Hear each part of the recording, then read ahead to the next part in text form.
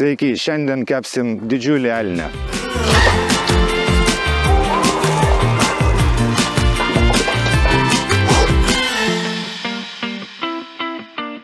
Auksinio Elnio slėnis tai kaimo turizmo sodyba įsikūrusi 130 hektarų ploto elnininkystės ūkyje. Čia laisvai ganosi kelių šimtų elnių ir danielių bandos.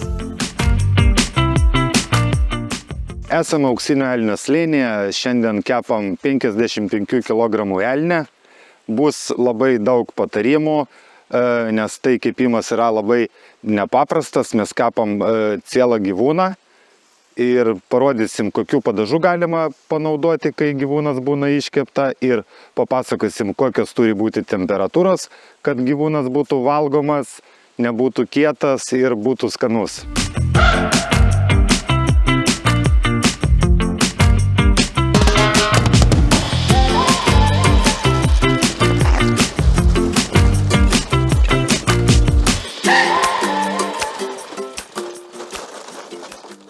Jau kurį laiką naudoju G3 anglis, jos man patinka, kad tokia nemaža gera frakcija, bet pagrindinis dalykas, kad nėra kažkokių pašalinių negerų kvapų ir skonių. Gerai kaitina, nedega ir tikrai puikus pasirinkimas. Siūlau ir jum išbandyti.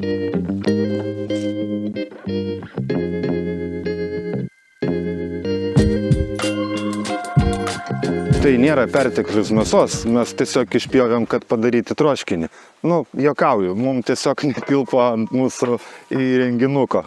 Dabar konstruojamės tokį improvizuojamą pečiuką iš sunkvežimo ratlankio ir dekoruojam akmenukais, ir visi šonkauliai, ir kita likusi mėsa nuo šito gyvūno keliaus į didelį puodą ir mes troškinsim 3-4 valandas ir pradėsim vakarienę nuo sriubos, nuo troškinio.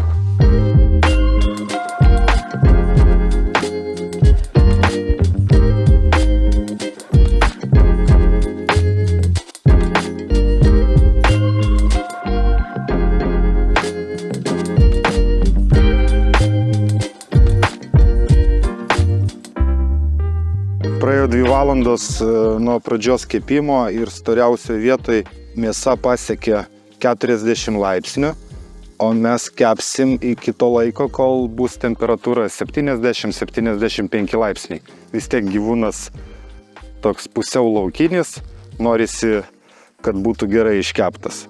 O jeigu bus sausokas, tai mes pagardinsim padažais.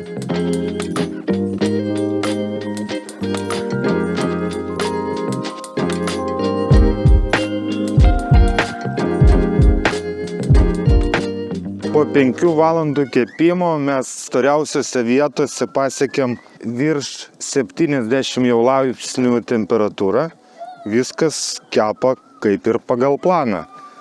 Elnią galima valgyti, kai jis būna 55-60 laipsnių temperatūros, tai kaip ir viskas paruošta, bet yra tam tikros vietos, kurių tiesiog neatiduosi prie tokių iškepimų. Pavyzdžiui, šonkauliam reikia daugiau temperatūros, mentėm reikia daugiau temperatūros, bet viskas atrodo gražiai, viskas vyksta pagal planą.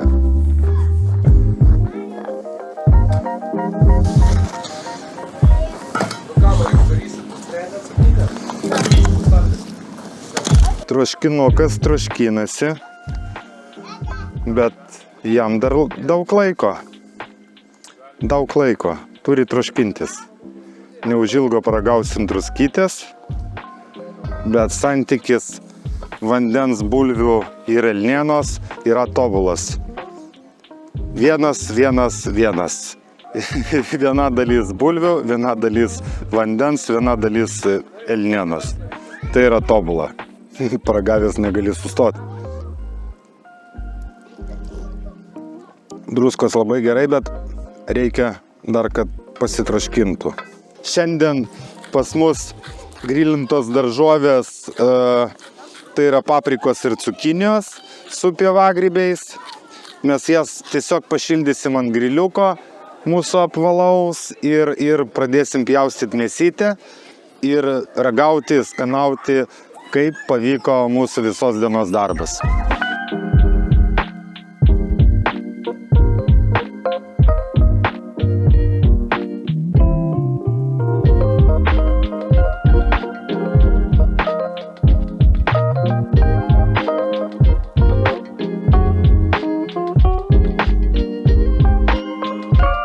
Tai ką, pabaigėm kepti elnę, tai užtruko visą dieną, pamatysit iš įrašo, kad jau saulė leidžiasi ir netrukus pamatysit, kaip mes jį dorosim ir ragausim. Geriau sapok. Kaip matėt, elnio kumpis atsiskyrė be problemų ir mes jį po truputį pradėsim pjaustyt. Elnias yra labai neriebus gyvūnas, tai siūlyčiau jį pjaustyt plonai. Apie 3-4 mm. Stengiuosi pjaustyti taip, kad būtų patogu po to kramtyti. Pratau. Nes galiu pjaustyti truputį kitaip ir jinai bus labai kieta.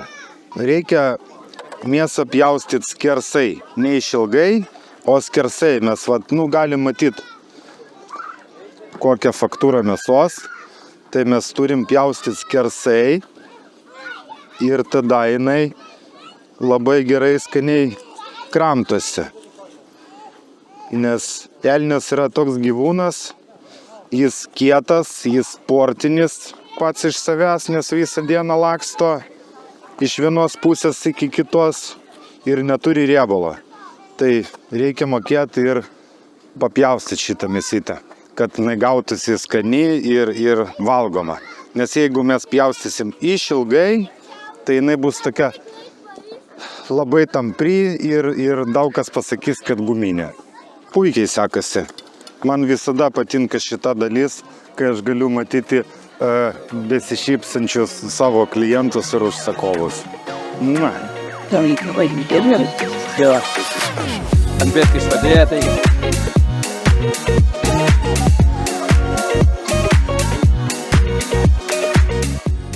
Tiesą sakant, nepavalgiau, bet mėsa iškepė tikrai neblogai. Šitą galiu spręsti iš laimingų veidų ir nelabai kalbančių mano klientų.